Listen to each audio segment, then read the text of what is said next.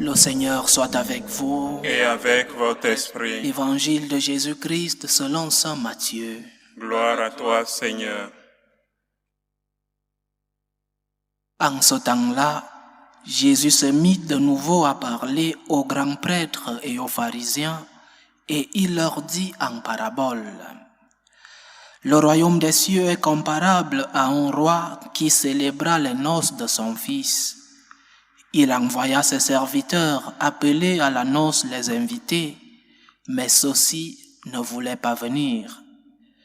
Il envoya encore d'autres serviteurs dire aux invités, « Voilà, j'ai préparé mon banquet, mes bœufs et mes bêtes grasses sont égorgés, tout est prêt, venez à la noce. » Mais ils n'en tinrent aucun compte et s'en allèrent, l'un à son champ, l'autre à son commerce. Les autres empoignèrent les serviteurs, les maltraitèrent et les tuèrent. Le roi se mit en colère, il envoya ses troupes, fit périr les meurtriers et incendia leur ville. Alors il dit à ses serviteurs, « Le repas de noces est prêt, mais les invités n'en étaient pas dignes. Allez donc aux croisées des chemins. Tout ce que vous trouverez, invitez-les à la noce. » Les serviteurs allèrent sur les chemins, rassemblèrent tout ce qu'ils trouvèrent, les mauvais comme les bons, et la salle des noces fut remplie de convives. Le roi entra pour examiner les convives, et là, il vit un homme qui ne portait pas le vêtement de noces. Il lui dit, « Mon ami, comment es-tu entré ici sans avoir le vêtement de noces ?»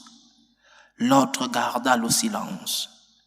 Alors le roi dit au serviteur, « Jetez-le, pieds et poings liés, dans les ténèbres du dehors. Là, il y aura des pleurs et des grincements de dents. Car beaucoup sont appelés, mais peu sont élus. » Acclamons la parole de Dieu. Louange à toi, Seigneur Jésus.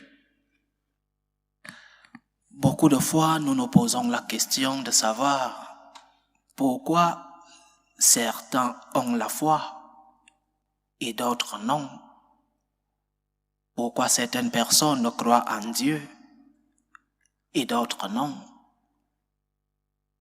Et dans le groupe de ceux qui ne croient pas en Dieu, il y a ceux qui n'ont pas reçu cette possibilité de croire en Dieu, ceux-là qui n'ont pas reçu l'évangélisation, ceux-là qui n'ont pas connu le Christ, ceux-là qui ne savent pas comment se rapprocher de Dieu. Et ceux-là, Dieu ne pourra pas les juger parce que ça ne dépend pas d'eux. Il y a des personnes dans le monde qui n'ont pas entendu parler du Christ, ou alors le Christ dont ils ont entendu parler est une caricature du Christ. Ce n'est pas le Christ qui est venu dans le monde pour nous sauver. Il y a des gens qui ont reçu la bonne nouvelle, mais une bonne nouvelle modifiée, caricaturée. Il y a des gens qui ont connu un Christ déjà modifié. Et cela, Dieu ne va pas les juger parce qu'ils ne sont pas conscients de ce qu'ils ont reçu, du poison qu'ils ont reçu. Et ils ont une foi, mais pas en Jésus-Christ, le vrai Dieu et vrai homme. Donc, parmi ceux qui n'ont pas la foi, il y a ce groupe-là. Mais il y a un autre groupe qui, en ayant reçu la foi, ne l'ont pas mis en pratique. En ayant reçu la foi, se sont éloignés volontairement de Dieu. Cela, oui, Dieu va les juger parce qu'ils ont reçu le don de la foi, mais ne l'ont pas mis en pratique. Mais à quoi nous sert la foi? Posons-nous la question. À quoi nous sert la foi? Pourquoi j'ai la foi? Et à quoi me sert-elle? Pourquoi dois-je être différent de celui-là qui n'a pas la foi? Parce que beaucoup qui s'éloignent de Dieu, beaucoup qui perdent leur foi, c'est justement parce qu'ils ne donnent pas de la valeur aux dons qu'ils ont reçus, parce que la foi est un don de Dieu, parce que la foi est un don qui nous vient de l'extérieur, et c'est un don que nous devons valoriser, c'est un don que nous devons garder, protéger, c'est un don qui doit donner des fruits dans notre vie. Et lorsque nous ne valorisons pas ce don, nous le perdons, nous nous éloignons de Dieu. Mais posons-nous la question encore, à quoi me sert la foi? Parce que la réponse à cette question résout beaucoup de problèmes dans notre vie, chers frères et sœurs. À quoi me sert la foi? En quoi suis-je différent de celui-là qui ne croit pas en Dieu, ou alors qui croit en un Dieu qui n'est pas le nôtre, qui n'est pas le Dieu, vrai Dieu, le Dieu de Jésus-Christ? Quel est le plus que j'ai parce que j'ai la foi? Mais répondons d'abord à une autre question.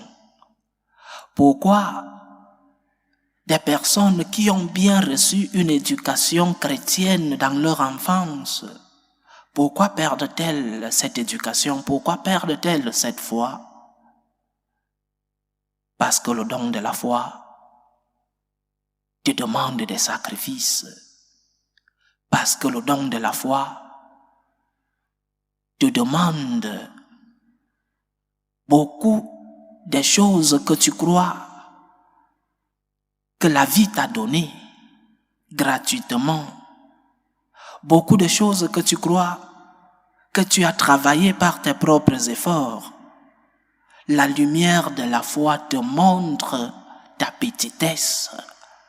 La lumière de la foi te montre le grain de sable que tu es, la goutte d'eau que tu es dans la mer. La lumière de la foi te fait reconnaître que tes efforts sont juste une réponse à une grâce que tu as déjà reçue. Et parce que beaucoup de fois nous ne voulons pas, par orgueil, nous ne voulons pas accepter que nous ne sommes pas le centre du monde, alors nous voulons éteindre cette voix qui parle dans notre conscience. Il faut l'éteindre.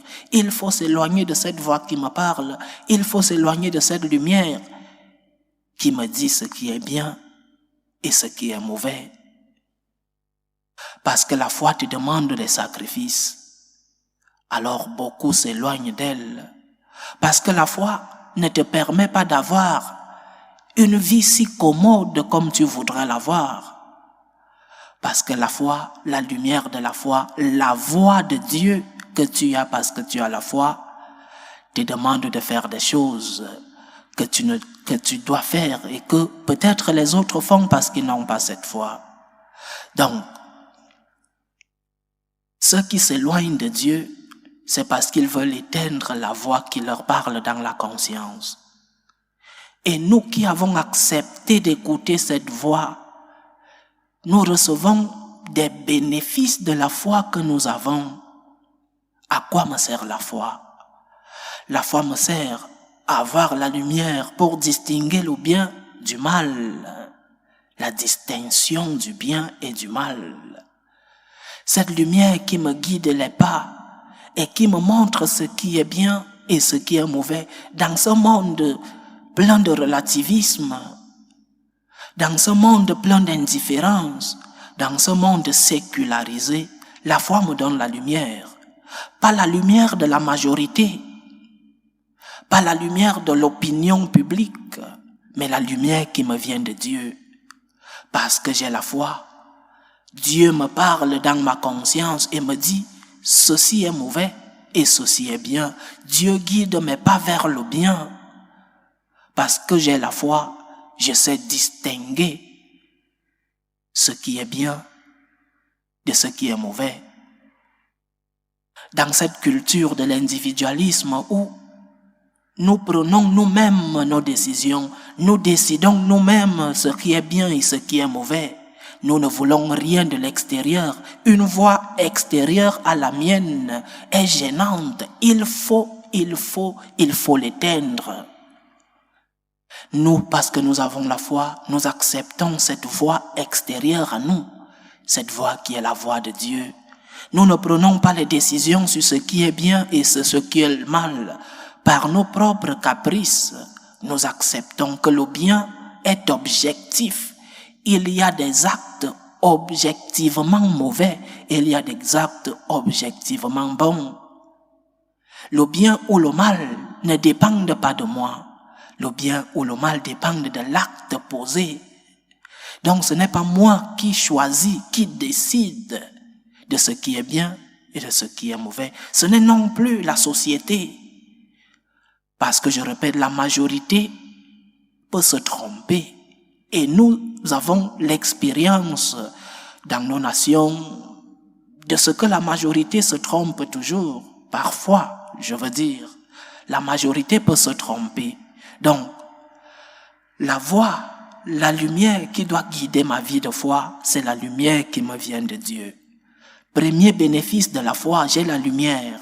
J'ai une voix qui me demande, qui me permet de distinguer le bien du mal. Deuxième bénéfice de la foi, lorsque nous sommes dans des moments d'épreuve, lorsque nous passons des moments de trouble, des moments de tempête dans notre vie, qu'est-ce qui nous soutient? Sur quoi nous appuyons-nous lorsque nous vivons des moments difficiles? Qui est notre pilier lorsque nous passons des moments de tempête, des moments de croix dans notre vie? Celui qui n'a pas la foi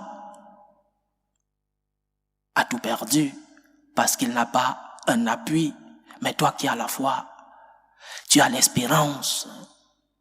Tu sais que dans les moments difficiles, la main de Dieu continue de t'accompagner. Tu sais que la main de Dieu agit dans ta vie, même dans ces mauvais moments de ta vie. Tu sais que Dieu continue de t'accompagner. Tu sais que Dieu permet que ce moment difficile passe dans ta vie. Peut-être pour te purifier, peut-être pour te montrer un chemin, peut-être pour te donner plus de force.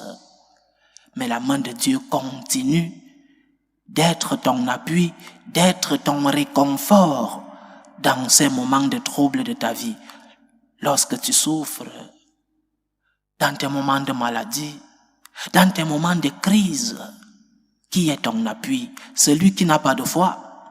Je ne sais pas sur quoi s'appuie-t-il, sur la science, sur l'énergie, je ne sais pas sur quoi. Ceux qui n'ont pas la foi s'appuient quand ils vivent des moments de trouble, des moments de crise. Mais moi qui ai la foi, je sais que lorsque je passe des moments de crise, lorsque je suis dans des moments difficiles, j'ai un appui. Je sais que Dieu m'accompagne dans ces moments difficiles de la vie. Lorsque je dois porter ma croix quotidienne, je sais que je ne suis pas seul. Je sais que le Seigneur m'aide à porter cette croix. Deuxième bénéfice de la foi, nous avons de l'espérance, nous avons un appui, nous savons que Dieu nous accompagne. Troisième bénéfice de la foi, lorsque se présente le moment de la mort, comment affrontons-nous la mort? La mort, la nôtre, mais aussi celle des nôtres. Comment affrontes-tu la disparition de cette personne chère dans ta famille, la disparition de cet ami, de ce parent, de cet enfant? Comment affrontes-tu la situation de la mort? Parce que la mort nous touche tous, que nous ayons la foi ou non. La différence entre celui qui a la foi et celui qui ne l'a pas, c'est que celui qui n'a pas la foi se noie dans les soucis. Celui qui n'a pas la foi perd toute espérance. Parce que pour cette personne-là, la mort, c'est la fin de la vie. Mais nous qui avons la foi, nous savons qu'il y a vie éternelle. Nous qui avons la foi, nous savons que la vie ici-bas est juste un passage et que la mort, c'est une porte qui s'ouvre pour la vie éternelle. Et c'est comme ça que nous affrontons la mort des nôtres et notre propre mort. lorsqu'une personne aimée décède, nous avons l'espérance, nous savons qu'il y a vie éternelle, nous savons que cette personne est entre de bonnes mains. Nous prions pour cette personne pour qu'elle repose en paix. Nous ne disons pas que la mort, c'est la disparition totale de la personne, non.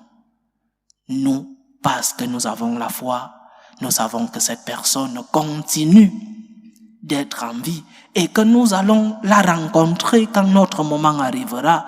Lors de notre mort, nous serons avec Dieu le Père, le Fils et le Saint-Esprit, avec la Sainte Vierge Marie, avec les saints, mais aussi avec les nôtres, ceux-là qui nous ont précédés. À quoi nous sert la foi? À quoi nous sert la foi? La foi nous donne la force. La force pour pouvoir lutter dans les moments difficiles de la vie. La force pour pouvoir affronter les problèmes de la vie. La force pour pouvoir porter nos croix quotidiennes. La croix de la maladie, la croix de l'éducation des enfants. Tant de croix que nous avons dans la vie. La croix de la recherche d'un emploi. Parce que nous croyons en Dieu, nous avons cette force-là. Parce que nous croyons en Dieu, nous avons la lumière pour pouvoir distinguer ce qui est bien et ce qui est mauvais. Parce que nous croyons en Dieu, nous avons l'espérance de la vie éternelle. Nous savons que la vie ici-bas n'est qu'un court passage, un bref passage, et que notre vie, c'est dans la cité éternelle, c'est dans la cité de Dieu, c'est avec Dieu lui-même. Donc, la foi ne nous rend pas la vie difficile. La foi ne nous fait pas perdre des avantages dans la société, parfois. Mais la foi vient nous donner cette lumière, cette force et cette espérance dont nous avons besoin pour vivre. Et notre foi doit se convertir en œuvre de foi. La foi n'est pas seulement une idée. La foi ne doit pas seulement résider dans notre cœur. Cette foi doit se convertir, doit se transformer en œuvre de foi. Et l'œuvre de foi la plus grande, c'est l'amour. L'amour.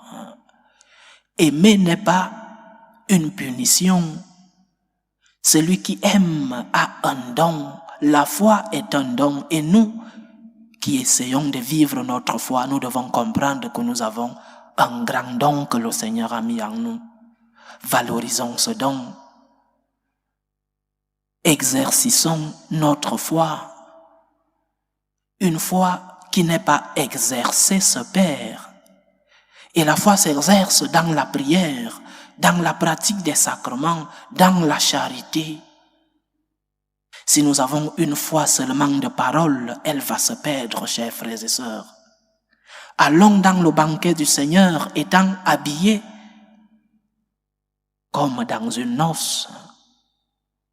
Rencontrons notre Seigneur dans la prière, dans les sacrements, en aidant celui-là qui est dans le besoin. Ce sont des œuvres de notre foi, une foi mise en pratique. Que le Seigneur augmente en nous ce don qu'il a semé, le don de la foi, qu'il augmente en nous le don de l'amour, le don de la charité. Loué soit Jésus-Christ. À jamais.